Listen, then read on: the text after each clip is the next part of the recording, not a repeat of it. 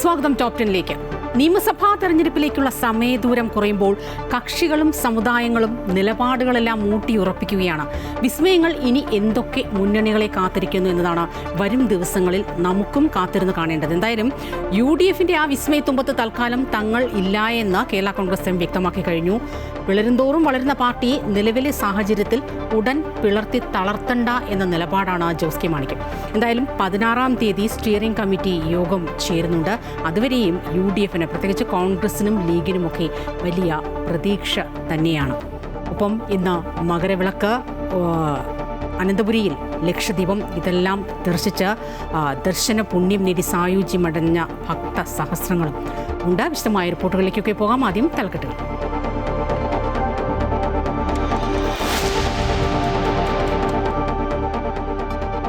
ശബരിമല സ്വർണ്ണക്കൊള്ളയിൽ 11-ാം പ്രതി ശങ്കരദാസ് അറസ്റ്റിൽ.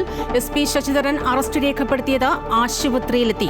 Remand report നാളെ കൊല്ലം കോടതിയിൽ സമർപ്പിക്കും. സന്നിധാനത്ത് 2017 കൊടിമരം മാറ്റി സ്ഥാപിച്ചതും അന്വേഷിക്കാൻ SIT. വാജിവാഹനം തന്ത്രിക്ക് നൽകിയതും പരിശോധിക്കും. തന്ത്രിക്ക് കൈമാറിയത് കീഴ്വഴക്കമനുസരിച്ചെന്ന ദേവസ്വം ബോർഡ് മുനംഗം അജയ് തറയിൽ. ഉണ്ണികൃഷ്ണൻ പോറ്റിക്ക് ജാമ്യമില്ല.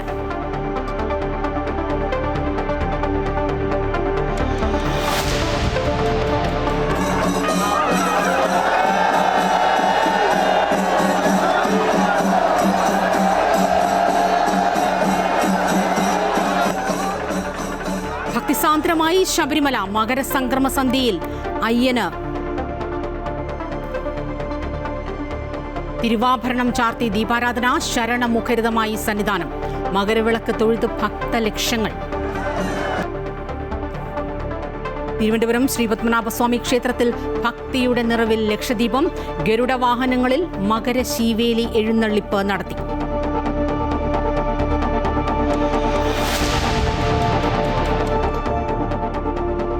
കേരള കോൺഗ്രസ് എം LDFിൽ തന്നെ മുന്നണി മാറ്റമെന്ന അഭ്യൂഹങ്ങൾ തള്ളിയ ചെയർമാൻ ജോസ് കെ മാണി. കേരള കോൺഗ്രസ് എവിടെയുണ്ടോ അവിടെ ഭരണമുണ്ടെന്നും തങ്ങൾക്ക് വേണ്ടി ആരും കരയേണ്ടെന്നും ജോസ് കെ മാണി. കെ മാണിയുടെ പേരിൽ സ്മാരകം നിർമ്മിക്കുന്നതിനായി കവടിയാറിൽ 25 സെന്റ് സ്ഥലം 30 വർഷത്തേക്ക് വിട്ടുകൊടുത്ത മന്ത്രിസഭാ തീരുമാനം.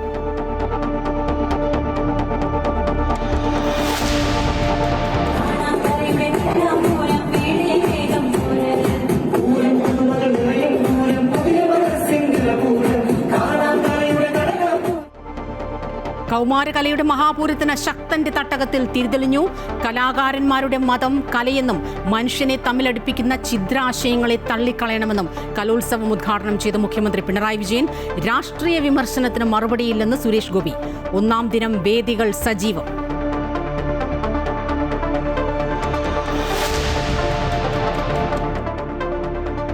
രാഹുൽ മാങ്കൂട്ടത്തിലിനെ അയോഗ്യനാക്കുന്ന നടപടിയിലേക്ക് കടക്കണമെങ്കിൽ ഒരു നിയമസഭാംഗമെങ്കിലും പരാതി നൽകണമെന്ന് സ്പീക്കർ AN ഷംസീർ. പരാതി നൽകി DK മുരളി MLA.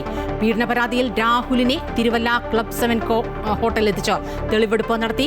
വിദേശത്തുള്ള യുവതിയുടെ രഹസ്യമൊഴി ഇന്ത്യൻ എംബസി മുഖേന വീഡിയോ കോൺഫറൻസിംഗിലൂടെ എടുക്കാൻ SIT ഹൈക്കോടതിയിലേക്ക്.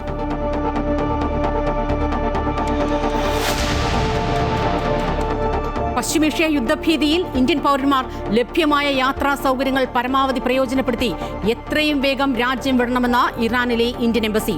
പാസ്പോർട്ട് ഉൾപ്പെടെ തിരിച്ചറിയൽ രേഖകൾ എപ്പോഴും കൈവശം വെക്കണമെന്നും നിർദ്ദേശം.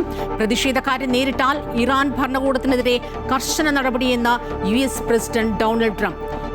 ഇറാന്റെ അയൽ രാജ്യങ്ങളിൽ ജാഗ്രതാ നിർദ്ദേശം.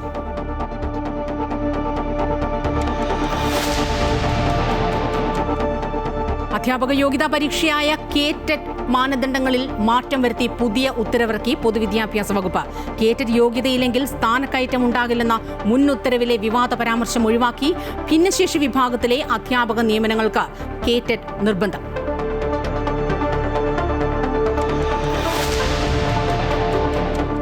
രാജ്കോട്ട് ഏകദിനത്തിൽ ഇന്ത്യയ്ക്ക് തോൽവി. ന്യൂസിലൻഡിന് 7 വിക്കറ്റ് ജയം. ഡാരിയൽ മിച്ചേലിന് സെഞ്ചുറി. ഇന്ത്യയുടെ KL രാഹുലിനും സെഞ്ചുറി. രോഹിത്തിനെ പിന്തള്ളി. ICC ഏകദിന റാങ്കിങ്ങിൽ 1-ാം സ്ഥാനം തിരിച്ചുപിടിച്ച് Virat Kohli. Indian super league സീസണിൽ കേരള ബ്ലാസ്റ്റേഴ്സ് കളിക്കും.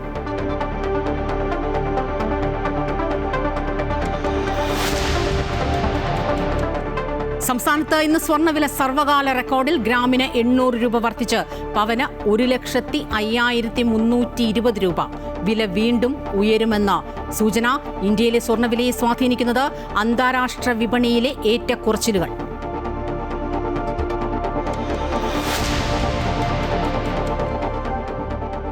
സ്റ്റോറി ഓഫ് ദ ഡേ, പഠനാനുഭവമായി ഒരു കൃഷിയിടം.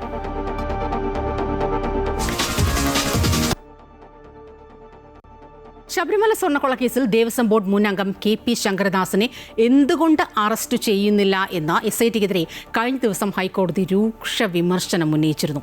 ഈ പ്രതി ചേർക്കപ്പെട്ടിട്ടും അറസ്റ്റ് ചെയ്യാതെ ശങ്കരദാസിനെ ആശുപത്രിയിൽ പ്രവേശിപ്പിച്ചത് അദ്ദേഹത്തിന്റെ മകൻ SP ആയതുകൊണ്ടാണോ എന്നതടക്കം ചോദിക്കുകയുണ്ടായി കോടതി. എന്തായാലും വിമർശനത്തിന് പിന്നാലെ ഇന്ന് വൈകിട്ടോടെ, അതായത് സന്ധ്യയ്ക്ക് ശേഷം ശങ്കരദാസിന്റെ അറസ്റ്റ് ഉണ്ടായിരിക്കുന്നു. ആശുപത്രിയിലെത്തി തിരുവനന്തപുരത്തെ സ്വകാര്യ ആശുപത്രിയിലെത്തി SP ശശിധരനാണ് നേരിട്ട് അറസ്റ്റ് രേഖപ്പെടുത്തിയത്. അറസ്റ്റിന്റെ വിവരം രേഖാമൂലം കോടതിയെ അറിയിക്കുകയും ചെയ്തിട്ടുണ്ട്. A. പത്മകുമാർ പ്രസിഡന്റായിരുന്ന ദേവസ്വം ബോർഡിലെ അംഗമായിരുന്നു KP ശങ്കരദാസ്. സ്വർണ്ണക്കൊള്ളക്കേസിൽ പ്രതി ചേർത്ത നാൾ മുതൽ ശങ്കരദാസ് ആശുപത്രിയിലാണ്. കഴിഞ്ഞ ദിവസം ഹൈക്കോടതി സിംഗിൾ ബെഞ്ച് അതിരൂക്ഷ വിമർശനമാണ് ശങ്കരദാസിന്റെ കാര്യത്തിൽ നടത്തിയത്. ഒരു ഉന്നത പോലീസ് ഉദ്യോഗസ്ഥന്റെ അച്ഛനാണ് എന്ന കാര്യം SITയെ കോടതി ഓർമ്മിപ്പിക്കുകയും ചെയ്തു. കഴിഞ്ഞ കുറേ നാളുകളായി തിരുവനന്തപുരത്തെ സ്വകാര്യ ആശുപത്രിയിൽ ICUവിലാണ് ശങ്കരദാസ്. എന്നാൽ അദ്ദേഹത്തെ മുറിയിലേക്ക് മാറ്റിയതിന് തൊട്ടു പിന്നാലെ SIT അറസ്റ്റ് രേഖപ്പെടുത്തി. ആശുപത്രിയിലെത്തിയാണ് അന്വേഷണ സംഘം അറസ്റ്റ് ചെയ്തത്. കേസിൽ 11ാം പ്രതിയാണ് ശങ്കരദാസ്. അറസ്റ്റ് വിവരം കൊല്ലം വിജിലൻസ് കോടതിയെ അന്വേഷണ സംഘം അറിയിച്ചു. സ്വർണ്ണപ്പാളി ഉണ്ണികൃഷ്ണൻ പോറ്റിയുടെ കൈവശം കൊടുത്തുവിട്ടത് ശങ്കരദാസിന്റെ അറിവോടെയെന്നാണ് SITയുടെ കണ്ടെത്തൽ. എല്ലാ രേഖകളിലും ശങ്കരദാസ് ഒപ്പിട്ടു. സ്വർണ്ണക്കൊള്ളയിൽ ബോർഡിന് കൂട്ടുത്തരവാദിത്തമെന്നാണ് SIT ചൂണ്ടിക്കാട്ടിയത്. A. പത്മകുമാറിന്റെ മൊഴിയാണ് ശങ്കരദാസിന് കുരുക്കായത്. നാളെ കോടതി റിമാൻഡ് ചെയ്യും. അമൃത ന്യൂസ്, തിരുവനന്തപുരം. ശബരിമല സ്വർണ്ണക്കൊള്ളക്കേസിൽ ഈ അന്വേഷണത്തിൻ്റെ പരിധി, അല്ലെങ്കിൽ അന്വേഷണം ഏത് വസ്തുവകകളിലേക്ക് നീങ്ങുന്നു എന്നതടക്കം കൂടുതൽ തലങ്ങളിലേക്ക് മാറുന്ന കാഴ്ചയാണ്. ഇപ്പോൾ ഈ കൊടിമരം മാറ്റി സ്ഥാപിച്ചതും SIT സംഘത്തിൻ്റെ അന്വേഷണ പരിധിയിൽ എത്തുന്നു എന്നതാണ് പ്രധാനപ്പെട്ടത്. തന്ത്രി കണ്ഠരര് രാജീവരുമായി ബന്ധപ്പെട്ട പലരിൽ നിന്നും SIT സംഘം മൊഴിയെടുത്തു. ഇതേ തുടർന്നാണ് കൊടിമരം മാറ്റി സ്ഥാപിച്ചത് സംബന്ധിച്ചുള്ള വിവരങ്ങൾ SITക്ക് എന്തായാലും ലഭ്യമായത്.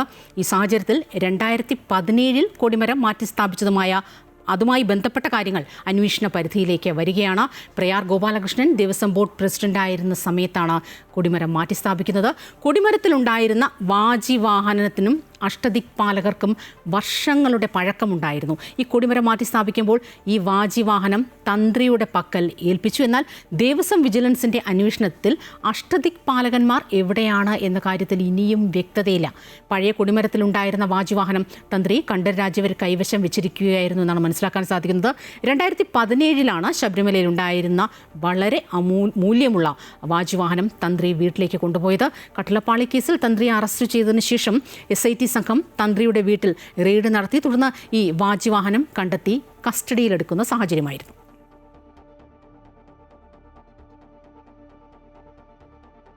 എന്തായാലും എന്തുകൊണ്ട് തന്ത്രിയുടെ കൈവശം ഈ ഒരു വാജിവാഹനം എത്തി എന്നതിന് മുൻ ദേവസ്വം ബോർഡ് അംഗം അജയ് തറയലിൻ്റെ ഒരു വിശദീകരണം അങ്ങേയറ്റം കൗതുകകരമാണ്. അവ തന്ത്രിക്ക് അവകാശപ്പെട്ടതെന്നാണ് തങ്ങൾക്ക് ലഭിച്ച നിർദ്ദേശം. പഴയ കൊടിമരത്തിന് കേടുപാടുകൾ ഉണ്ടായതിനാലാണ് പുതിയത് സ്ഥാപിച്ചത്. തങ്ങൾക്ക് മുൻപുള്ള ബോർഡാണ് ഈ കൊടിമരം നിർമ്മിക്കാനുള്ള പ്രവർത്തനങ്ങൾ തുടങ്ങിയതെന്നും അജയ് തറയൽ ഇന്ന് പ്രതികരിക്കുകയുണ്ടായി. കൊടിമരത്തിലെ വാജിവാഹനം, താഴികക്കുടം എന്നിവ തന്ത്രിക്ക് അവകാശപ്പെട്ടതെന്നാണ് തങ്ങൾക്ക് ലഭിച്ച റിപ്പോർട്ട്. ബോർഡ് പ്രസിഡന്റായിരുന്ന പ്രയാർ ഗോപാലകൃഷ്ണനും പറഞ്ഞതനുസരിച്ചാണ് ഇവ തന്ത്രിക്ക് കൈമാറിയതെന്ന് മുൻ ദേവസ്വം ബോർഡ് അംഗവും കോൺഗ്രസ് നേതാവുമായ അജയ് തറയിൽ പ്രതികരിച്ചു. സ്വർണം പൂശിയ പറകൾ, അഷ്ടദിക്പാലകരടക്കം പഴയ കൊടിമരത്തിന്റെ എല്ലാ ഭാഗങ്ങളും സ്ട്രോങ് റൂമിലേക്ക് മാറ്റിയിട്ടുണ്ട്. ഇതിന് മഹസർ തയ്യാറാക്കി ഹൈക്കോടതിയിൽ റിപ്പോർട്ട് നൽകിയിട്ടുണ്ട്. സ്ട്രോങ് റൂമിൽ അവയെല്ലാം സുരക്ഷിതമായി ഉണ്ടെന്നും അജയ് തറയിൽ പറഞ്ഞു. ഈ പറഞ്ഞ എല്ലാ വസ്തുക്കളും തന്ത്രിക്ക് അവകാശപ്പെട്ടതാണ്, അത് കൊടുക്കണം എന്ന് അന്ന് പ്രസിഡന്റ് നിർദ്ദേശിച്ചു. അതനുസരിച്ച് ഞങ്ങളെല്ലാവരും കൂടി അത് കൊടുക്കുകയാണ് ഉണ്ടായത്. അതിനകത്തൊരു തെറ്റും ഞാൻ കാണുന്നില്ല. ഈ കേസുണ്ടായ സമയത്ത് ബഹുമാനപ്പെട്ട തന്ത്രി മാധ്യമങ്ങൾ പറയുകയുണ്ടായി, ഈ വാജിവാഹനം എൻ്റെ കയ്യിലുണ്ട്, ആ ദേവസ്വം ബോർഡ് ആവശ്യപ്പെട്ടാൽ ദേവസ്വത്തിന് കൊടുക്കാൻ ഞാൻ തയ്യാറാണ് എന്ന് അദ്ദേഹം പ്രസ്താവിക്കുകയുണ്ടായി. പുതിയ കൊടിമരം സ്ഥാപിക്കാൻ തീരുമാനമെടുത്തത് തങ്ങൾക്ക് മുൻപുണ്ടായിരുന്ന ബോർഡാണ്. കൊടിമരത്തിന് കേടുപാടുകൾ സംഭവിച്ചതിനാലാണ് പുനരുദ്ധാരണം നടത്താൻ തീരുമാനിച്ചത്. ആന്ധ്രയിൽ നിന്നുള്ള ഫിനിക്സ് ഗ്രൂപ്പാണ് കൊടിമരത്തിനാവശ്യമായ സ്വർണം സ്പോൺസർ ചെയ്തതെന്നും അജയ് തറയിൽ വ്യക്തമാക്കി. ഇവിടുത്തെ കൊടിമരം ദ്രവിച്ചിരിക്കുന്നു, കൊടിമരം മാറണമെന്ന് പറഞ്ഞുകൊണ്ട് ഒരു തീരുമാനം അന്നത്തെ ഞങ്ങളുടെ കാലത്തല്ല അതിന് മുമ്പുള്ള ഒരു ദേവപ്രശ്നത്തിൽ ഇപ്പോൾ ഉയർന്നു വരികയും അന്നത്തെ ദേവസ്വം ബോർഡ് കൊടിമരം മാറ്റാൻ തീരുമാനിക്കുകയും ചെയ്തു. ശബരിമല സ്വർണ്ണക്കൊള്ളയുടെ അന്വേഷണത്തിന്റെ ഭാഗമായി കൊടിമരം മാറ്റിസ്ഥാപിച്ചതും SIT അന്വേഷിക്കുന്നുവെന്ന വിവരത്തിനിടെയാണ് കൊടിമരം സ്വർണം പൂശിയതിലടക്കം മുൻ ദേവസ്വം ബോർഡ് അംഗം അജയ് തറയിൽ വിശദീകരിക്കുന്നത്. 2017 പഴയ കൊടിമരം മാറ്റി പുതിയ കൊടിമരം സ്ഥാപിക്കാനുള്ള പ്രവൃത്തികൾ തുടങ്ങിയത്. കോൺഗ്രസ് നേതാവായ പ്രയാർ ഗോപാലകൃഷ്ണൻ പ്രസിഡന്റായിരുന്ന ഭരണസമിതിയാണ് പുതിയ കൊടിമരം സ്ഥാപിച്ചത്. അമൃത ന്യൂസ്, കൊച്ചി. കീഴ്വഴക്കമനുസരിച്ച് ഈ വാജിവാഹനം തന്ത്രിക്ക് കൈമാറിയെന്നാണ് അജയ് തറയിലടക്കം പറയുന്നത്. പക്ഷേ ഈ ദ്വാരപാലക ശില്പത്തിലും കട്ടളപ്പാളിയിലുമൊക്കെ സ്വർണ്ണമാണോ അല്ലെങ്കിൽ സ്വർണ്ണപ്പാളിയാണോ പൂശിയതെന്നതടക്കമുള്ള കാര്യങ്ങൾ ഇനിയും ഒരു കാര്യം പോലും രേഖാമൂലം ഇല്ല എന്നിരിക്കെ ഇത്തരത്തിലുള്ള കീഴ്വഴക്കങ്ങളെക്കുറിച്ച് അന്നത്തെ ദേവസ്വം ബോർഡിന് അല്ലെങ്കിൽ അജയ് തറയിലടക്കമുള്ള മുൻ ദേവസ്വം ബോർഡ് അംഗങ്ങൾക്ക് എവിടെ നിന്നാണ് ഇത്തരത്തിൽ രേഖാമൂലം അല്ലെങ്കിൽ അല്ലാതെ ഒരു അറിവ് കിട്ടിയത്, ഒരു കീഴ്വഴക്കത്തെക്കുറിച്ചുള്ള ഒരു സാധ്യത കിട്ടിയത്, ഇതൊക്കെയാണ് ഇനി മനസ്സിലാക്കാനിരിക്കുന്നത്. എന്തായാലും ശബരിമല സ്വർണ്ണക്കൊള്ള കേസിൽ റിമാൻഡിൽ കഴിയുന്ന 1-ാം പ്രതി ഉണ്ണികൃഷ്ണൻ പോറ്റിയുടെ ജാമ്യാപേക്ഷ കൊല്ലം വിജിലൻസ് കോടതി വീണ്ടും തള്ളിയിരിക്കുകയാണ്. കട്ടളപ്പാളി കേസിലെയും ദ്വാരപാലക കേസിലെയും ജാമ്യാപേക്ഷകളിലായിരുന്നു. ഇന്നിപ്പോൾ വിധി. 3 മാസമാകുന്നു അറസ്റ്റ് നടന്നിട്ട്. ജാമ്യം അനുവദിക്കണമെന്നായിരുന്നു പോറ്റിയുടെ അഭിഭാഷകൻ ആവശ്യപ്പെട്ടത്. എന്നാൽ ഇപ്പോഴും തെളിവുകൾ ശേഖരിക്കുന്നതിനാൽ ജാമ്യം നൽകരുതെന്ന പ്രോസിക്യൂഷൻ ആവശ്യം അംഗീകരിച്ചായിരുന്നു കൊല്ലം വിജിലൻസ് കോടതിയുടെ നടപടി.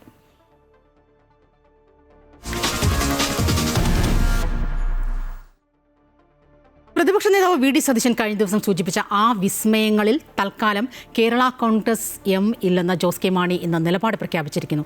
തങ്ങൾ എങ്ങോട്ടെന്ന് ആകാംക്ഷയോടെ കാത്തിരിക്കുന്നവർ തങ്ങൾക്ക് വേണ്ടി കരയണ്ട എന്നും ജോസ് കെ മാണി ഉപദേശിക്കുകയാണോ?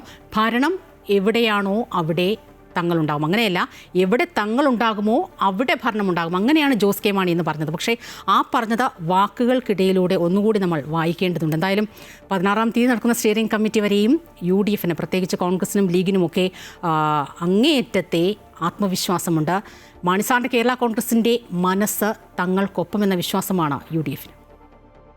ജെറുസലത്തിലെ സഹോദരിമാരെ എന്നെ ഓർത്ത് കരയണ്ട, നിങ്ങളെയും നിങ്ങളുടെ മക്കളെയും ഓർത്ത് വിപുലിക്കുന്നു.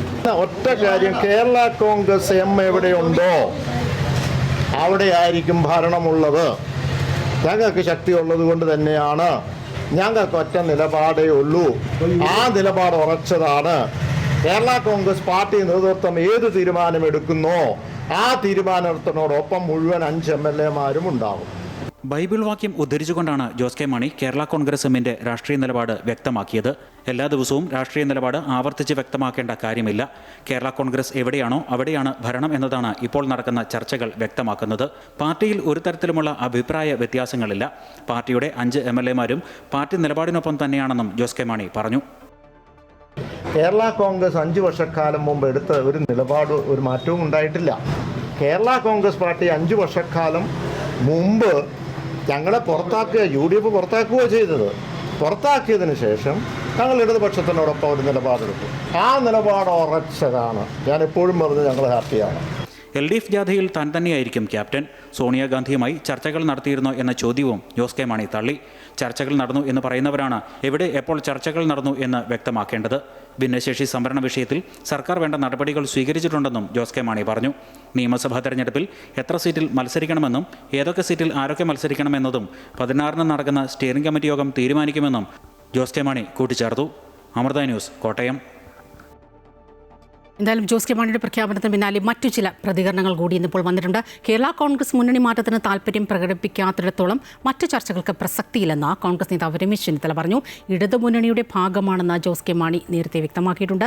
UDFന്റെ ജനകീയ അടിത്തറ ശക്തിപ്പെടുത്താൻ ഏതെങ്കിലും രാഷ്ട്രീയ പാർട്ടിയെ ചാക്കിട്ട് പിടിക്കേണ്ട സാഹചര്യം UDFനോ കോൺഗ്രസിനോ ഇല്ല. വരുന്ന തെരഞ്ഞെടുപ്പിൽ 100-ലധികം സീറ്റിൽ കോൺഗ്രസ് വിജയിക്കുമെന്നും വലിയ പരാജയമാണ് ഇടതുപക്ഷത്തെ കാത്തിരിക്കുന്നത് എന്നും അദ്ദേഹം കൂട്ടിച്ചേർത്തു. അല്ല, അവരിപ്പോൾ ഇടത് മുന്നണിയുടെ ഭാഗമാണെന്നാണല്ലോ ജോസ് കെ മാണി തന്നെ പറയുന്നത്. പിന്നെ ഇപ്പോൾ എന്ത്, അവർ മുന്നണി വിട്ട് വരികയോ അവർ മുന്നണി വിടുന്ന താല്പര്യം പ്രകടിപ്പിക്കുമ്പോഴോ ഒരു ചർച്ചയ്ക്ക് പ്രസക്തിയുള്ളൂ. അല്ലാത്തപ്പോഴെന്ത് ചർച്ച ചെയ്യാനാണ്? അപ്പോൾ അത് അവർ തീരുമാനിക്കേണ്ട കാര്യമാണ്.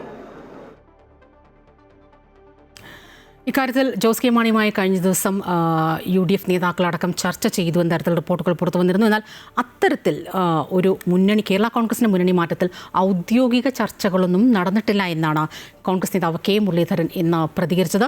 മുന്നണി ആരുടെയും പിന്നാലെ പോകില്ല, ആർക്ക് നേരെയും വാതിൽ കൊട്ടിയടക്കുകയുമില്ല, സഹകരിക്കാൻ തയ്യാറുള്ളവരെ സ്വാഗതം ചെയ്യുമെന്നും അദ്ദേഹം പറഞ്ഞു.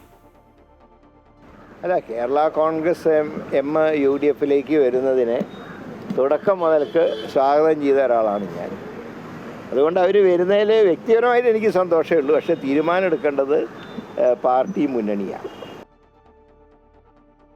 സഹകരിക്കാൻ താല്പര്യമുള്ളവരെ ചേർത്തു നിർത്തണമെന്നത് UDF നേതാക്കൾ ഒരുമിച്ചെടുത്ത തീരുമാനമെന്നാണ് മുസ്ലിം ലീഗ് സംസ്ഥാന ജനറൽ സെക്രട്ടറി PMA സലാം പ്രതികരിച്ചത്. രാഷ്ട്രീയ അടിത്തറ വിപുലീകരണം ലീഗിൻ്റെയോ കോൺഗ്രസിൻ്റെയോ മറ്റേതെങ്കിലും രാഷ്ട്രീയ പാർട്ടിയുടെയോ ഒറ്റയ്ക്കുള്ള തീരുമാനമല്ല. ഒരു പ്രത്യേക പാർട്ടിയെ കേന്ദ്രീകരിച്ചോ അല്ലെങ്കിൽ ഒരു വിഭാഗത്തെ കേന്ദ്രീകരിച്ചോ അല്ല ഈ ചർച്ചകളൊന്നും നടത്തിയത് എന്നും അദ്ദേഹം പറയുകയാണ്. വരുന്ന നിയമസഭാ തെരഞ്ഞെടുപ്പിൽ ലീഗിൽ നിന്ന് വനിതാ പ്രാതിനിധ്യം ഉണ്ടാകുമെന്നും അദ്ദേഹം ഉറപ്പു തരുന്നു. UDFിൻ്റെ അടിത്തറ വിപുലീകരിക്കണം, UDFിൻ്റെ ആശയങ്ങളുമായി യോജിക്കുന്ന വിഭാഗങ്ങളെയും സംഘടനകളെയും ഒക്കെ UDFുമായി സഹകരിപ്പിക്കണം എന്ന തീരുമാനം UDF മൊത്തത്തിലെടുത്താണ്. അത് മുസ്ലിം ലീഗിൻ്റെയോ കോൺഗ്രസിൻ്റെയോ മറ്റേതെങ്കിലും രാഷ്ട്രീയ പാർട്ടികളുടെയോ ഒറ്റയ്ക്കുള്ള തീരുമാനമല്ല. ആശയപരമായി യോജിക്കാൻ പറ്റുന്നവരുമായി യോജിക്കുമെന്നും കൂടുതൽ കക്ഷികൾ UDFിലേക്ക് വരുന്ന ട്രെൻഡ് ഉണ്ടാകുമെന്നും PK കുഞ്ഞാലിക്കുട്ടി. കേരള കോൺഗ്രസിനെ കൊണ്ടുവരാൻ തന്നെ ആരും ചുമതലപ്പെടുത്തിയിട്ടില്ലെന്നും കുഞ്ഞാലിക്കുട്ടി മലപ്പുറത്ത് പറഞ്ഞു. അർത്ഥസമ്മതത്തിൽ ഒന്നും നടക്കില്ല എന്നും അദ്ദേഹം കൂട്ടിച്ചേർത്തു. മാണി സി കാപ്പൻ ഇതുവഴി പോയപ്പോൾ കണ്ടുവന്നേയുള്ളൂവെന്നും കുഞ്ഞാലിക്കുട്ടി പറഞ്ഞു. ഉദ്ദിഷ്ടകാര്യത്തിന് ഉപകാരസ്മരണ. തിരുവനന്തപുരത്ത് KM മാണി സാമൂഹിക പഠന കേന്ദ്രത്തിന് സ്ഥലം അനുവദിച്ച് സർക്കാർ. കവടിയാറിൽ 25 സെന്റ് ഭൂമി നൽകാൻ മന്ത്രിസഭായോഗം തീരുമാനിച്ചു. 30 വർഷത്തേക്ക് പാട്ടത്തിനാണ് ഭൂമി നൽകുന്നത്. ഇടതുപക്ഷത്തോടൊപ്പം ഉറച്ചു നിൽക്കുമെന്ന ജോസ് കെ മാണിയുടെ പ്രഖ്യാപനത്തിന് പിന്നാലെയാണ് ഭൂമി അനുവദിച്ച് നൽകിയ മന്ത്രിസഭായോഗ തീരുമാനം വന്നത്. ഇടത് സർക്കാർ വാഗ്ദാനം ചെയ്ത KM മാണി സ്മാരകത്തിന്റെ കാര്യത്തിൽ കഴിഞ്ഞ 6 വർഷമായിട്ടും തീരുമാനമുണ്ടാകാത്തതിൽ കേരള കോൺഗ്രസ് അതൃപ്തിയിലായിരുന്നു. തോമസ് ഐസക് ധനമന്ത്രിയായിരുന്ന കാലത്ത് 2020-21 ബജറ്റിലാണ് 5 കോടി രൂപ ഇതിനായി പ്രഖ്യാപിച്ചിരുന്നത്. എന്നാൽ കേരള കോൺഗ്രസ് മാണി വിഭാഗം മുന്നണി വിടുമെന്ന അഭ്യൂഹം ശക്തമാകുന്നതിനിടെയാണ് മന്ത്രിസഭായോഗം സ്ഥലം അനുവദിച്ചു നൽകിയത്. 30 വർഷത്തേക്ക് പാട്ടത്തിനായാണ് ഭൂമി നൽകുന്നത്. പ്രതിവർഷം പാട്ടത്തുക 100 രൂപയായിരിക്കും. തിരുവനന്തപുരം വെള്ളാമ്പലത്തുള്ള വാട്ടർ അതോറിറ്റിയുടെ കൈവശമുള്ള ഭൂമിയാണ് KM മാണി ഫൗണ്ടേഷന് നൽകുന്നത്. ഭൂമി മറ്റാവശ്യങ്ങൾക്ക് ഉപയോഗിക്കാനോ ഉപപാട്ടത്തിനോ തറവാടകയ്ക്ക് നൽകാനോ പാടില്ല എന്ന ഉപാധിയുണ്ട്. ഇതോടൊപ്പം തന്നെ കോടിയേരി ബാലകൃഷ്ണൻ സ്മാരക പഠന ഗവേഷണ കേന്ദ്രം തലശ്ശേരിയിൽ സ്ഥാപിക്കുന്നതിനാവശ്യമായ ഭൂമി പാട്ടത്തിന് നൽകും. പ്രതിവർഷം 6/1 100 രൂപ നിരക്കിലാണ് Kodiyeri Balakrishnan memorial academy of social സയൻസസിന് ഭൂമി നൽകുന്നത്. 30 വർഷത്തേക്കാണ് പാട്ടത്തിന് നൽകുക. അമൃത ന്യൂസ്, തിരുവനന്തപുരം. തിരഞ്ഞെടുപ്പെടുത്തിരിക്കെ കാന്തപുരം AP വിഭാഗവുമായുള്ള ബന്ധം ദൃഢമാക്കാനൊരുങ്ങുകയാണ് മുസ്ലിം ലീഗ്. കാന്തപുരം AP അബൂബക്കർ മുസ്ലിയാർ നയിക്കുന്ന കേരളയാത്രയുടെ സ്വീകരണ പരിപാടിയിൽ ലീഗ് നേതാക്കൾ സജീവ സാന്നിധ്യമാണ്. ജനുവരി 1 കാന്തപുരം AP മുസ്ലിയാരുടെ കേരളയാത്രയ്ക്ക് കാസർഗോഡ് തുടക്കമായത്. 1989 സമസ്ത സുന്നി പിളർപ്പിനെ തുടർന്ന് രൂപീകരിച്ച കാന്തപുരം നയിക്കുന്ന ജംഇയ്യത്തുൽ ഉലമ ഇക്കാലം വരെ ഇടതുപക്ഷത്തിനൊപ്പമായിരുന്നു. എന്നാൽ കഴിഞ്ഞ കുറച്ചു കാലങ്ങളായി ഇടതുമുന്നണിയോട് അകലം പാലിച്ചു വരികയാണ്. വെള്ളാപ്പള്ളിയുടെ വിവാദ മലപ്പുറം പരാമർശത്തിൽ കടുത്ത എതിർപ്പുയർത്തിയതിന് പിന്നാലെ കഴിഞ്ഞ തദ്ദേശ തെരഞ്ഞെടുപ്പിൽ UDFിലേക്ക് കാന്തപുരം വോട്ടുകൾ ഒഴുകുന്നതാണ് കണ്ടത്. സമസ്ത EKയിലെ ഒരു വിഭാഗം ഇടഞ്ഞു നിൽക്കുന്ന സാഹചര്യത്തിലാണ് മുസ്ലിം ലീഗ് കാന്തപുരവുമായുള്ള അടുപ്പം സുദൃഢമാക്കിയിട്ടുള്ളത്. കേരളയാത്ര കാസർഗോഡ് നിന്ന് മലപ്പുറം എത്തിയപ്പോഴേക്കും ലീഗിലെ പ്രമുഖ നേതാക്കൾ പലരും കാന്തപുരത്തിനൊപ്പം വേദി പങ്കിട്ടിരുന്നു. മലപ്പുറത്ത് PK കുഞ്ഞാലിക്കുട്ടിയും കാന്തപുരം വേദിയിൽ സജീവ സാന്നിധ്യമായി. CPM നേതാവ് AK ബാലൻ്റെ പരാമർശത്തിൽ ലീഗിനൊപ്പം കാന്തപുരവും കടുത്ത അതൃപ്തി രേഖപ്പെടുത്തിയിരുന്നു. സമസ്ത EK വിഭാഗത്തിൻ്റെ 100ാം വാർഷിക സമ്മേളനം കാസർഗോഡ് തുടങ്ങാനിരിക്കെയാണ് ലീഗ് കാന്തപുരവുമായി കൈകോർക്കാനൊരുങ്ങുന്നത്. CPMനോടുള്ള കാന്തപുരത്തിൻ്റെ അകൽച്ച തിരഞ്ഞെടുപ്പിൽ പരമാവധി മുതലാക്കാനാണ് മുസ്ലിം ലീഗിൻ്റെ നീക്കം. S Vinesh Kumar, Amrita news, Kozhikode. Sharanamritam powered by Dhanalakshmi Bank, banking on relationships forever. Swamiye Sharanamaiyyappo ശബരിമലയിൽ മകരവിളക്ക് ദർശിച്ച സായുജ്യമടഞ്ഞ് ഭക്തലക്ഷങ്ങൾ സന്നിധാനത്തും പരിസര പ്രദേശങ്ങളിലുമായി 2 ലക്ഷത്തോളം ഭക്തരാണ് മകരവിളക്ക് ദർശിച്ചത്. മകരസംക്രമ പൂജകൾ പൂർത്തിയാക്കി ശബരിമലയിൽ തിരുവാഭരണം ചാർത്തിയാണ് ദീപാരാധന നടന്നത്.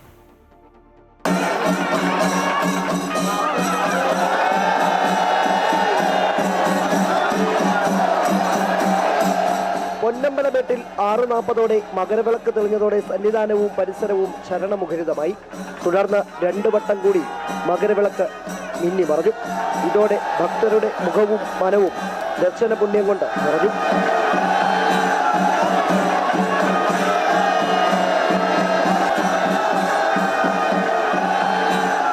സന്നിധാനവും പരിസര പ്രദേശങ്ങളിലുമായി ലക്ഷക്കണക്കിന് ഭക്തരാണ് മകരവിളക്ക് ദർശിച്ചത്.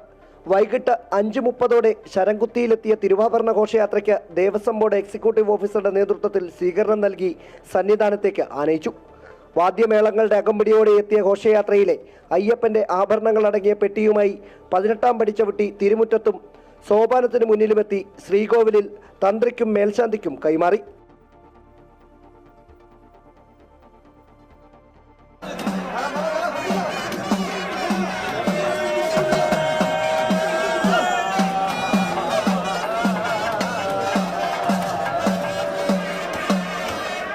തുടർന്ന് തിരുവാഭരണങ്ങൾ ചാർത്തി ദീപാരാധന നടന്നു. ഇതോടെയാണ് പൊന്നമ്പലമേട്ടിൽ മകരവിളക്ക് ദൃശ്യമായത്. തുടർന്ന് മകരനക്ഷത്രവും ആകാശത്ത് മിന്നിത്തിളങ്ങി. മകരവിളക്കിന് മുന്നോടിയായി ഉച്ചയ്ക്ക് 3:07 ശ്രീകോവിലിൽ നടന്ന മകരസംക്രമ പൂജയ്ക്കും ദീപാരാധനയ്ക്കും തന്ത്രി കണ്ഠരര് മഹേഷ് മോഹനരും മേൽശാന്തി ED പ്രസാദും നേതൃത്വം നൽകി. വ്രതശുദ്ധിയോടെ അയ്യപ്പ ഭക്തർ കാത്തിരുന്ന മകരവിളക്ക് സീസണാണ് മകരവിളക്ക് ദർശനത്തോടെ സമാപനത്തിലേക്ക് എത്തുന്നത്. ലക്ഷക്കണക്കിന് ഭക്തരാണ് സന്നിധാനത്തും പരിസര പ്രദേശങ്ങളിലുമായി മകരവിളക്ക് ദർശിച്ച് സായുജ്യമടഞ്ഞത്. ക്യാമറമാൻ സനൽകുമാറിനും ജിത്തു കൃഷ്ണനുമൊപ്പം രജിത് കുമാർ, അമൃത ന്യൂസ്, സന്നിധാനം. 6 വർഷത്തിലൊരിക്കൽ മാത്രം ദൃശ്യമാകുന്ന അപൂർവ കാഴ്ച വരുന്ന തിരുവനന്തപുരം ശ്രീ പത്മനാഭസ്വാമി മുന്നിൽ ലക്ഷദീപം തെളിഞ്ഞു. രാജ്യാഭിവൃദ്ധിക്കും പ്രജാക്ഷേമത്തിനുമായി നവംബർ 20 ആരംഭിച്ച മുറജപത്തിന്റെ അവസാന ഘട്ടത്തിലാണ് ലക്ഷദീപത്തോടുകൂടി മകരശിവേലി നടന്നത്. ക്ഷേത്രത്തിനകത്തും പുറത്തും മൺചിരാതകളും വൈദ്യുത വിളക്കുകളും തെളിയിച്ചു. രാത്രി 8:30 മകരശിവേലി. ശ്രീ പത്മനാഭസ്വാമി, നരസിംഹസ്വാമി, കൃഷ്ണസ്വാമി എന്നീ ദേവന്മാരുടെ വിഗ്രഹങ്ങൾ പുഷ്പാലങ്കൃതമായ ഗരുഡവാഹനത്തിലാണ് എഴുന്നള്ളിച്ചത്.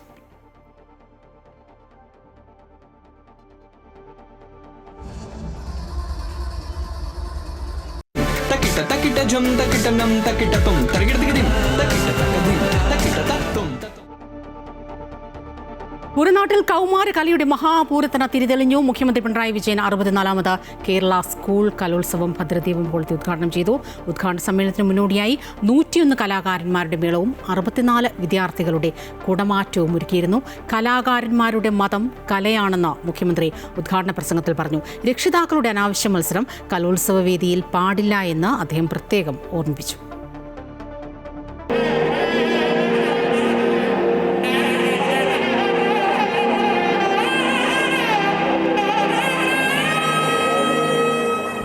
അനിയന്മാരും പെരുവനം സതീശന്മാരും നേതൃത്വം നൽകിയ മേളത്തോടെയാണ് തൃശൂർ കലോത്സവം ആരംഭിച്ചത്. 64ാം കലോത്സവത്തെ സൂചിപ്പിച്ച് 64 കുട്ടികൾ അണിനിരന്ന കുടമാറ്റവും ഉണ്ടായി. ഇതോടെ തേക്കിൻകാട് മൈതാനത്ത് ചെറു തൃശൂർ പൂരം തന്നെ നടന്നു.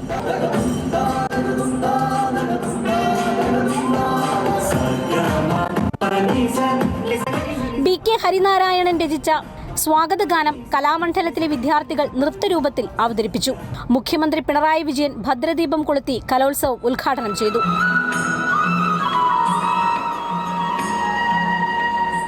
കലാകാരന്മാരെ മതത്തിന്റെ കണ്ണിലൂടെ കാണരുത്, കലയാണ് അവരുടെ മതം. മനുഷ്യനെ തമ്മിലടിപ്പിക്കുന്ന എല്ലാ ഛിദ്ര ആശയങ്ങളെയും തള്ളിക്കളയാനും എല്ലാവരെയും ഒന്നിപ്പിക്കുന്ന കല ഉയർത്തിപ്പിടിക്കാനും സാധിക്കണമെന്നും മുഖ്യമന്ത്രി പറഞ്ഞു. കലാകാരന്മാരെ മതത്തിന്റെ കണ്ണിലൂടെ കാണരുത്, കലാകാരന്മാരായി കാണുക, അതാണ് വേണ്ടത്. കലയാണ് അവരുടെ മതം എന്ന് കണക്കാക്കുക. കേവലം മത്സര ഇടമല്ല, സാംസ്കാരിക വിനിമയ വേദികളാണ് കലോത്സവമെന്ന് വിദ്യാഭ്യാസ വകുപ്പ് മന്ത്രി വി ശിവൻകുട്ടി പറഞ്ഞു. രക്ഷിതാക്കൾ അനാവശ്യ മത്സരബുദ്ധി ഒഴിവാക്കണമെന്നും അദ്ദേഹം ആവശ്യപ്പെട്ടു. പ്രിയപ്പെട്ട രക്ഷിതാക്കളോട് ഒരു വാക്ക്, കലോത്സവങ്ങൾ കേവലം മത്സരങ്ങളല്ല, സാംസ്കാരിക വിനിമയ വേദികളാണ്. അമിതമായ മത്സരബുദ്ധി ഒഴിവാക്കി തോൽവികളെയും പുഞ്ചിരിയോടെ നേരിടുവാൻ മക്കളെ പ്രാപ്തമാക്കണം. കലോത്സവം ഐക്യത്തിന്റെ ഉദയമാണെന്നും അത് നമ്മെ നല്ല പൗരന്മാരായി രൂപപ്പെടുത്തുന്നുവെന്നും കേന്ദ്രമന്ത്രി സുരേഷ് ഗോപി ചൂണ്ടിക്കാട്ടി. കേരളത്തിന്റെ അതിസമ്പന്നമായ സാംസ്കാരിക പൈതൃകം പുതിയ തലമുറയിലേക്ക് കൈമാറുന്നതിൽ ഈ ഉത്സവം നിർണായക പങ്ക് വഹിക്കുന്നു. വിജയം ആരുടെയും പരാജയത്തിന്മേൽ അല്ല എന്ന് പറയുന്ന നിശ്ചയം നിങ്ങൾ കുഞ്ഞുങ്ങൾക്ക് തീർച്ചയായിട്ടും ഉണ്ടാവണം. മന്ത്രി രാമചന്ദ്രൻ കടന്നപ്പള്ളിയുടെ വക ഗാനാലാപനവും ഉദ്ഘാടന സമ്മേളനത്തിൽ ഉണ്ടായിരുന്നു. ശ്രുതി താഴ്ത്തി പാടുക പൂങ്കുയിലെ എന്നോ മേലുറക്കമായി ഉണർത്തരുതേ, എന്നോ മേലുറക്കമായി ഉണർത്തരുതേ. സർവമായ ചിത്രത്തിലൂടെ സുപരിചിതയായ റിയ ഷിബു ഉദ്ഘാടന ചടങ്ങിൽ സംസാരിച്ചു. മന്ത്രിമാരായ R Bindu, K Rajan, K Krishnankutty തുടങ്ങിയവരും ഉദ്ഘാടന സമ്മേളനത്തിൽ പങ്കെടുത്തു. അമൃത ന്യൂസ്, കൊച്ചി. കലോത്സവ നഗരിയിലെ വേദികളിൽ മത്സരങ്ങൾ പുരോഗമിക്കുകയാണ്. ഏറ്റവും പുതിയ വിവരങ്ങളുമായി ഹരീഷ് നാരായൺ ചേരുന്നു. ഹരീഷ്, രാവിലെ മുതൽ കാണുകയായിരുന്നു 64ാമത് സംസ്ഥാന സ്കൂൾ കലോത്സവത്തിൽ കേരളത്തിന്റെ കൗമാര മനസ്സ് തൃശ്ശൂരിൽ പൊടി പൊടിക്കുകയാണ്. ആദ്യ ദിനം വിശേഷങ്ങൾ എന്തൊക്കെ?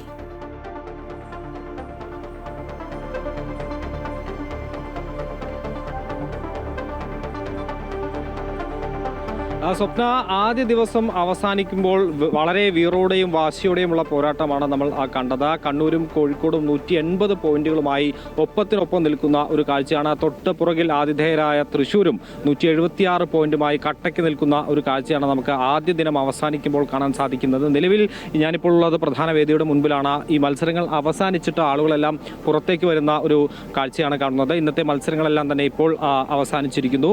വലിയ രീതിയിലുള്ള ഒരു ആവേശമാണ് നമ്മൾ കുറേ ദിവസങ്ങളായി തൃശ്ശൂരിൽ കാണുന്നത്. അതായത് ഈ ഒരു കലോത്സവവുമായി ബന്ധപ്പെട്ട കുറേ ദിവസങ്ങളായി ഒരു ആവേശം, ഒരു തൃശ്ശൂർ പൂരത്തിനെന്ന പോലെയുള്ള ഒരു ആവേശമൊക്കെ തൃശ്ശൂരിൽ നമ്മൾ കണ്ടതാണ്. അതിൻ്റെ തുടർച്ചയാണ് കഴിഞ്ഞ കുറേ ദിവസങ്ങളായിട്ടുണ്ടായിരുന്നത്. ഇന്നും ആ ആവേശം ഒട്ടും ചോരാതെ എല്ലാ മത്സര ഇനങ്ങളും വളരെ ഗംഭീരമായി തന്നെ നടന്നു എന്നുള്ളതാണ് ഏറ്റവും പ്രധാനം. നാളെയും ഇത്തരത്തിലുള്ള പ്രഗത്ഭമായ മത്സരങ്ങളെല്ലാം തന്നെ നടക്കുന്നുണ്ട്. ഭരതനാട്യം, അതുപോലെ ഒപ്പന, വട്ടപ്പാട്ട് തുടങ്ങിയ പ്രധാന മത്സരങ്ങൾ, പൂരക്കളി തുടങ്ങിയ മത്സരങ്ങളെല്ലാം തന്നെ നടക്കുന്നുണ്ട്. മിമിക്രി പ്രധാന ഇനമാണ് നാളെ. അത്തരത്തിൽ നിരവധി മത്സരങ്ങളാണ് നാളെ പല പല വേദികളിലായി ഒരു തൃശ്ശൂരിൽ ശക്തന്റെ തട്ടകത്തിൽ നടക്കാൻ ആയി ഒരുങ്ങുന്നത്.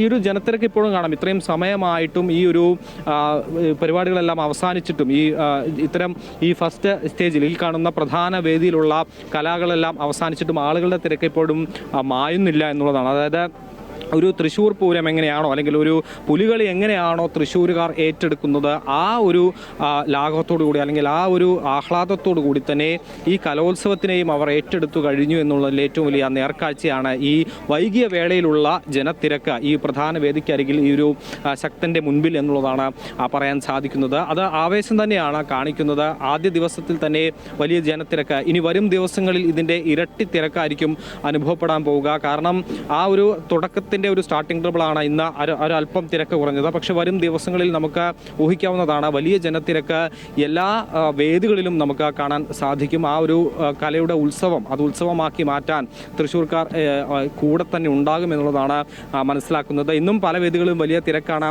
അനുഭവപ്പെട്ടത്.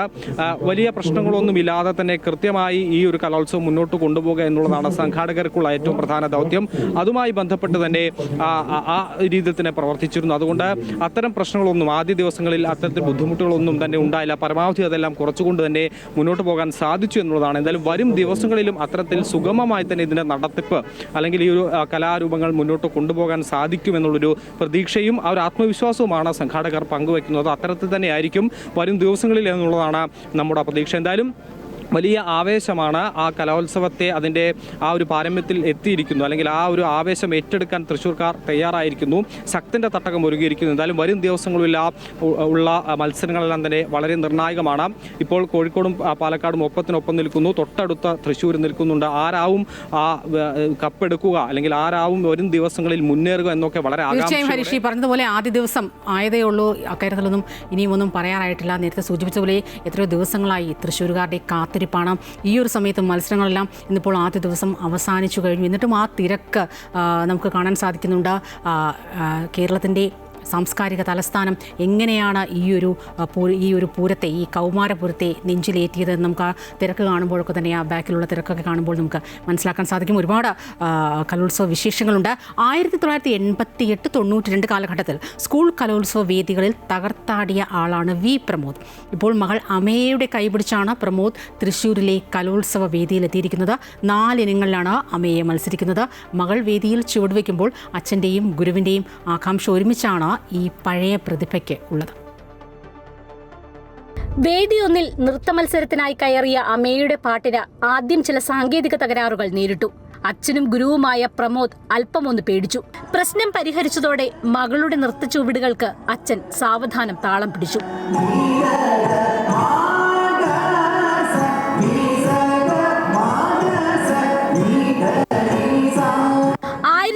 1988 മുതൽ 92 വരെ സംസ്ഥാന സ്കൂൾ കലോത്സവ വേദിയിലെ നിറസാന്നിധ്യമായിരുന്നു പ്രമോദ്. ഭരതനാട്യം, കുച്ചിപ്പുടി, മോഹിനിയാട്ടം, കന്നഡ പദ്യം ചൊല്ലൽ, നാടോടി നൃത്തം എന്നിവയായിരുന്നു മത്സര ഇനങ്ങൾ. 1992 കലോത്സവത്തിൽ നടി മഞ്ജു വാര്യർ കലാതിലകമായപ്പോൾ 1 പോയിന്റിനാണ് പ്രതിഭാപട്ടം അദ്ദേഹത്തിന് നഷ്ടമായത്. 92 സംസ്ഥാന കലാപ്രതിഭാപട്ടം നഷ്ടമായതിൻ്റെ ഒരു വല്ലാത്തൊരു ദുഃഖവും നഷ്ടബോധം. ഒരു പോയിന്റിനാണ് അന്ന് പ്രതിഭ നഷ്ടമായത്. മഞ്ജു വാര്യരും എൻ്റെ തന്നെ സുഹൃത്തായ അഭിജിത്തുമായിരുന്നു കലാപ്രതിഭയും തിലകവും. പിന്നീട് അത് കുട്ടികൾ, ഒരുപാട് സ്റ്റുഡൻസ് പ്രതിഭയും തിലകമൊക്കെ ആയിട്ട് ആ സങ്കടം നമുക്ക് മറികടക്കാൻ പറ്റി. കാലിക്കറ്റ് യൂണിവേഴ്സിറ്റി സോണലിൽ 2 തവണ കലാപ്രതിഭയായിരുന്നു. അന്നും ഒരുപാട് പ്രത്യേകതകളുണ്ടായിരുന്നു. എൻ്റെ സ്റ്റുഡൻറ്റിൻ്റെ കൂടെ തന്നെ ഒരു ഗുരുവും ശിഷ്യയും ഒരുമിച്ച് മത്സരിച്ച് സ്റ്റുഡൻറ്റ് കലാതിലകവും ഭാവന യു കാന്തി, ഞാൻ കലാപ്രതിഭയായ, അതൊക്കെ ഒരു വളരെ ആർക്കും കിട്ടാത്ത നല്ല ഓരോ റെക്കോർഡ്സ് ആയിട്ട് തോന്നിയിട്ടുണ്ട്. പ്രമോദ് വേദികളിൽ സജീവമായിരുന്ന കാലത്താണ് മകൾ അമേയ ജനിച്ചത്. നൃത്തത്തിന്റെ താളം ഈ 9ാം ക്ലാസ്സുകാരിയുടെ ജീവതാളം തന്നെയാണ്. മോള് ചെറിയ കുട്ടിയായിരുന്നപ്പോൾ ഞാൻ പെർഫോം ചെയ്യുന്ന ഒരു കാലഘട്ടമായിരുന്നു സ്റ്റേജ് പെർഫോമൻസ്. അപ്പോൾ അത് കാണുമ്പോൾ ഇങ്ങനെ സ്റ്റേജിൻ്റെ മുന്നിൽ, നമ്മൾ സ്റ്റേജിലൊക്കെ പെർഫോം ചെയ്യുമ്പോൾ ഈ മുന്നിൽ ഓഡിയൻസിൻ്റെ ഇടയിലുള്ള സ്ഥലത്തിൽ നിന്നിങ്ങനെ കൈയും കാലുമൊക്കെ അതുപോലെ തന്നെ ഇമിറ്റേറ്റ് ചെയ്യാൻ ശ്രമിക്കാറുണ്ട്. അപ്പോഴാണ് താല്പര്യം തോന്നിയപ്പോഴാണ് കൊണ്ടുവന്നത്. അമ്മ വീണയും കലോത്സവ വേദികളിലെ മത്സരാർത്ഥിയായിരുന്നു. കലയും കലോത്സവവും 3 പേർക്കും വീട്ടുകാര്യമാണ്. അച്ഛൻ തന്നെയാണ് പ്രാക്ടീസും എല്ലാം പഠിപ്പിക്കലും. ഇപ്രാവശ്യം കേരള നടനം, മോഹിനിയാട്ടം, നാടോടി നൃത്തം, പിന്നെ സംഘനൃത്തം. സ്റ്റേറ്റിൽ 2ാമത്തെ തവണയാണ് ഇപ്പോൾ. മോഹിനിയാട്ടമാണ് താല്പര്യം കൂടുതൽ. ഞാൻ 3 വയസ്സ് തൊട്ട് നൃത്തം പഠിക്കുന്നുണ്ട്. പാലക്കാട് ആലത്തൂർ BSS ഗുരുകുലം സ്കൂളിലെ 9ാം ക്ലാസ് വിദ്യാർത്ഥിനിയാണ് അമേയ. അച്ഛനും അമ്മയും അധ്യാപകരാണ്. പാലക്കാടിനു വേണ്ടി 4 ഇനങ്ങളിലും മികച്ച പ്രകടനം കാഴ്ചവെക്കാൻ സാധിക്കുന്നു എന്ന ആത്മവിശ്വാസത്തിലാണ് അമേയ.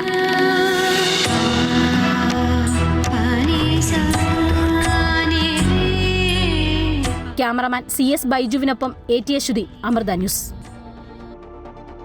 ശരിക്കും ഇത്തരത്തിലുള്ള ഈ കൗമാര കലോത്സവത്തിൽ കുട്ടികൾ മാത്രമല്ല, അവരുടെ മാതാപിതാക്കൾ, അച്ഛനമ്മമാർ, അധ്യാപകർ, ഇവരും കൂടി ആ ഒരു കൗമാര കാലത്തിലേക്ക് കടന്നു വരികയാണ്. ഒരുപക്ഷെ തങ്ങൾക്ക് എവിടെയോ നഷ്ടപ്പെട്ടതൊക്കെ മക്കളിലൂടെ അല്ലെങ്കിൽ തങ്ങളുടെ ശിഷ്യഗണങ്ങളിലൂടെയൊക്കെ തിരിച്ചു പിടിക്കാം, കാണാമെന്നൊക്കെയുള്ള ആ ഒരു പ്രതീക്ഷ. ഇതുപോലെ ഒരുപാട് രസകരമായ മുഹൂർത്തങ്ങൾ ഈ ഒരു വേദിയിൽ, കലോത്സവ വേദികളിലൊക്കെ നമുക്ക് കാണാൻ സാധിക്കും. സമാനമായി മകൻ്റെ പ്രകടനത്തിന് പ്രാർത്ഥന കൊണ്ട് കൂട്ടിരിക്കുന്ന ഒരു അമ്മയുടെ കഥയാണ്. പഞ്ചവാദ്യ വേദിയിലാണ് മനം നിറയ്ക്കുന്ന കാഴ്ച. മകൻ അരങ്ങ് തകർത്ത 20 മിനിറ്റ് മുഴുവനും ആ അമ്മ അവന് കരുത്തേകുകയായിരുന്നു.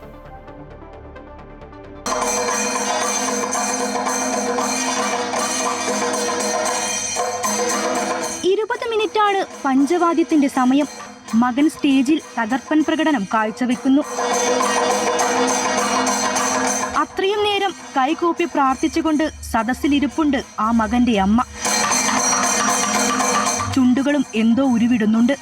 കണ്ണുകളിൽ ആകാംക്ഷയും സന്തോഷവും ഒപ്പം ഭയവും. മകന്റെ കൈ വിറയ്ക്കുമോ, സമയത്ത് കൊട്ടിത്തീരില്ലേ, അങ്ങനെ എന്തൊക്കെയോ ചിന്തകൾ ആ സമയം അമ്മയുടെ ഉള്ളിൽ ഉണ്ടായിട്ടുണ്ടാകാം. അതാണ് ആ മുഖത്ത് പ്രതിഫലിക്കുന്നത്. കണ്ണിമ വെട്ടാതെയുള്ള പ്രാർത്ഥനയിൽ മുഴുകിയപ്പോൾ മുന്നിലൂടെ കടന്നുപോയവരെ ശ്രദ്ധിക്കാൻ പോലും ആ മിഴികൾ അനങ്ങിയില്ല. മകൻ സ്റ്റേജിൽ നിന്ന് ഇറങ്ങിയ ശേഷമാണ് അമ്മ മനസ്സിന് ആശ്വാസമായത്. അവർക്ക് തെറ്റാതെ കൊട്ടാൻ വേണ്ടിയിട്ട് അതിന് വേണ്ടി പ്രാർത്ഥിച്ചു. ദൈവത്തിൻ്റെ കൃപ അതിനുണ്ടാവണം എന്നുള്ളതിൽ ആ സമയത്തിൻ്റെ ഉള്ളിൽ പ്രാർത്ഥിക്കുമ്പോൾ അവർക്ക് ദൈവാനുഗ്രഹം കൂടി ഉണ്ടാകാൻ വേണ്ടിയിട്ടാണ് ഞാൻ അവിടെ ഇരുന്ന് പ്രാർത്ഥിച്ചത്. തൃശൂർ കടവല്ലൂരിൽ നിന്നാണ് ഈ അമ്മയും മകനും എത്തിയത്. മകൻ അങ്കിരസിന്റെ പ്രകടനം കണ്ട് ഉള്ളു നിറഞ്ഞുകൊണ്ടാണ് അമ്മ രബിത കലോത്സവ വേദി വിട്ടത്. കലോത്സവ വേദിയിൽ നിന്നും പ്രദീപ് വാളത്തുങ്കലിനൊപ്പം വർഷ ഗിരീഷ്, അമൃത ന്യൂസ്. കൊല്ലം പാരിപ്പള്ളി അമൃത വിദ്യാലയം എല്ലാ കാലവും സ്കൂൾ കലോത്സവത്തിൽ ഏറ്റവും മികച്ച നേട്ടം കൊയ്യുന്ന അമൃത സ്കൂൾ തന്നെയാണ്. ഇംഗ്ലീഷ് പദ്യം ചൊല്ലലിൽ മത്സരത്തിൽ മികച്ച പ്രകടനം കാഴ്ചവെച്ചു. കൊല്ലം പാരിപ്പള്ളി അമൃത വിദ്യാലയത്തിൻ്റെ അഭിമാനമായ ധ്വനി മനോജ് 9ാം ക്ലാസ് വിദ്യാർത്ഥിനിയായ ധ്വനി സദസ്സിൻ്റെ ആകെ അഭിനന്ദനം ഏറ്റുവാങ്ങിയാണ് വേദിയിൽ നിന്നും മടങ്ങിയത്. അതുകൊണ്ട് തന്നെ കൊച്ചുമിടുക്കി വലിയ ആത്മവിശ്വാസത്തിലുമാണ്. ഇംഗ്ലീഷ് പദ്യം ചൊല്ലലിൽ മികച്ച പ്രകടനം കാഴ്ചവെച്ച് സദസ്സിന്റെ കയ്യടി കരസ്ഥമാക്കിയ ഒരു കൊച്ചുമിടുക്കിയാണ് ഇപ്പോൾ നമ്മളോടൊപ്പം ഉള്ളത്. കൊല്ലം പാരിപ്പള്ളി അമൃത വിദ്യാലയത്തിലെ 9ാം ക്ലാസ് വിദ്യാർത്ഥി ധ്വനി മനോജ്.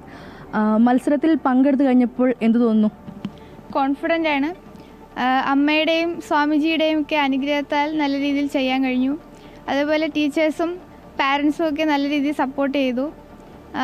സ്റ്റേറ്റ് ലെവലിൽ വരെ എത്താൻ കഴിഞ്ഞതിൽ വളരെയധികം അഭിമാനമുണ്ട്. ഏത് പദ്യം അവതരിപ്പിച്ചത്? എന്തായിരുന്നു ഉള്ളടക്കം? മായ മേയർ എഴുതിയ പെർഫെക്റ്റ് എന്ന് പറഞ്ഞൊരു കവിതയാണ് റെസൈറ്റ് ചെയ്തത്. ഉള്ളടക്കം എന്ന് പറയുമ്പോൾ ഒരു അമ്മ ഒരു മകളെ വഴക്ക് പറയുന്ന രീതിയിലാണ് കവിത മൊത്തത്തിലുള്ളത്. മകള് ഒരു ടീനേജറാണ്. ആ കുട്ടിക്ക് ഈ പോയട്രി അതിനോട്ടൊക്കെയാണ് താല്പര്യം. പക്ഷേ അമ്മയ്ക്ക് അതൊന്നും ഇഷ്ടമല്ല. അപ്പോൾ ഇതിൽ നിന്നൊക്കെ പിന്തിരിപ്പിക്കാനായിട്ട് ശ്രമിക്കുന്ന രീതിയിലാണ് കവിത മൊത്തം ഉള്ളത്. ഇംഗ്ലീഷ് പദ്യം ചൊല്ലലിന് മുമ്പ് സംസ്ഥാന തലത്തിൽ വരെ വന്നിട്ടുണ്ടോ? ഇല്ല, ഇത് ആദ്യമായിട്ടാണ്. ജില്ല വരെ പോകാൻ കഴിഞ്ഞിട്ടുണ്ട്, പക്ഷെ സംസ്ഥാനത്ത് ഇത് ആദ്യമായിട്ടാണ്. അതിൽ വളരെ സന്തോഷമുണ്ട്. എന്തായാലും നല്ല കോൺഫിഡൻസിലാണ്. എ ഗ്രേഡ് എന്തായാലും കിട്ടും. കോൺഫിഡൻസിലാണ്. എ ഗ്രേഡ് കിട്ടും എന്ന് പ്രതീക്ഷിക്കുന്നു. എന്തായാലും ധ്വനി വലിയ ആത്മവിശ്വാസത്തിലാണ്. എ ഗ്രേഡ് എന്തായാലും കരസ്ഥമാക്കാൻ കഴിയുമെന്നാണ് വിശ്വാസം. സദസ്സിൻ്റെ ആ വലിയ കഴിയടിയും അത് തന്നെയാണ് സൂചിപ്പിക്കുന്നത്. ക്യാമറാമാൻ പ്രദീപിനൊപ്പം വർഷ ഗിരീഷ്, അമൃത ന്യൂസ്, തൃശൂർ. കൊല്ലം പാരിപ്പള്ളി അമൃത വിദ്യാലയത്തിലെ വിദ്യാർത്ഥികളുടെ മറ്റൊരു പ്രകടനം കൂടി കാണാം. തുടർച്ചയായി 35 വർഷം പഞ്ചവാദ്യ വേദികയിലെ സ്ഥിരം താരങ്ങളാണ് ഈ വിദ്യാലയത്തിലെ വിദ്യാർത്ഥികൾ. പ്രകടന മികവ് കൊണ്ട് എന്നും പഞ്ചവാദ്യ വേദിയിൽ മുൻപിൽ നിൽക്കുന്ന പാരിപ്പള്ളി അമൃത വിദ്യാലയം ഇത്തവണയും കാണികളെ നിരാശരാക്കിയില്ല. ഹൈസ്കൂൾ വിഭാഗം പഞ്ചവാദ്യം മത്സരത്തിൽ കാണികളെ അമ്പരപ്പിക്കുന്ന പ്രകടനം കാഴ്ചവെക്കാൻ വിദ്യാർത്ഥികൾക്ക് കഴിഞ്ഞു.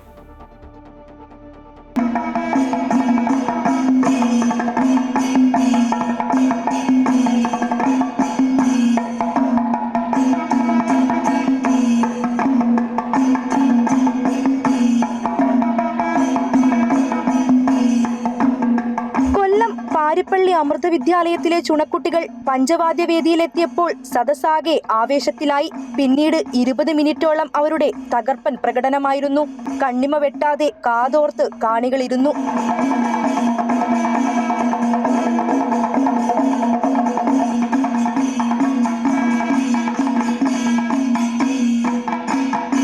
തുടർച്ചയായി 35 വർഷം പാരിപ്പള്ളി അമൃത വിദ്യാലയത്തിലെ വിദ്യാർത്ഥികൾ പഞ്ചവാദ്യവേദിയിലെത്തുന്നുണ്ട്. മികച്ച പ്രകടനം കാഴ്ചവെച്ച് കാണികളെ അമ്പരപ്പിച്ചാണ് ഇന്നുവരെ മടങ്ങിയിട്ടുള്ളത്. ഇത്തവണയും വിദ്യാർത്ഥികൾ ഉഷാറാണ്. മത്സരം കൊള്ളായിരുന്നു. ജയിക്കുന്ന പ്രതീക്ഷയുണ്ട്. പിന്നെ അമ്മയുടെ അനുഗ്രഹവും പിന്നെ നമ്മളെപ്പോഴും പ്രാക്ടീസ് ചെയ്തുകൊണ്ടിരുന്ന് പിന്നെ മാഷുമാരും കുറേ പ്രാവശ്യം വന്ന് നമ്മളെ കൊട്ടിപ്പിച്ച് നന്നായി എല്ലാവരും കൊട്ടി ജയിക്കുന്നുള്ള പ്രതീക്ഷയുണ്ട്. വിദ്യാർത്ഥികളെ ഓർത്ത് പഞ്ചവാദ്യം അധ്യാപകനായ മടിയൻ രാധാകൃഷ്ണന്മാരാർക്കും അഭിമാനമാണ്. 36 വർഷമായിട്ട് ഞാൻ അവിടെ പാരിപ്പള്ളി ഹയർ സെക്കൻഡറി സ്കൂളിൽ നിന്ന് കുട്ടികളെ കൊണ്ടുവരുന്നതാണ്. സ്റ്റേറ്റിൽ പണ്ടൊക്കെ പ്ലേസ് തന്നെ ലഭിച്ചിരുന്നു. സെക്കൻഡ് പ്രൈസ് വരെ ലഭിച്ച വർഷമുണ്ട്. അതിനുശേഷം ഇപ്പോൾ ഗ്രേഡ് ഏർപ്പെടുത്തിയതിന് ശേഷം എല്ലാ വർഷവും എ ഗ്രേഡ് ലഭിക്കുന്നുണ്ട്. ഇതൊക്കെ ആ സ്കൂളിലെ സാറന്മാരുടെയും പാരൻസിൻ്റെയും സ്വാമിമാരുടെയൊക്കെ വളരെ അക്ഷീണ പ്രയത്നം കൊണ്ട് മാത്രമാണ് ഇതൊക്കെ സംഭവം നടന്നു പോകുന്നത്.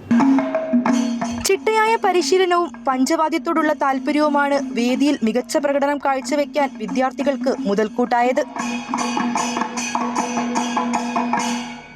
അമൃത ന്യൂസ്, തൃശൂർ.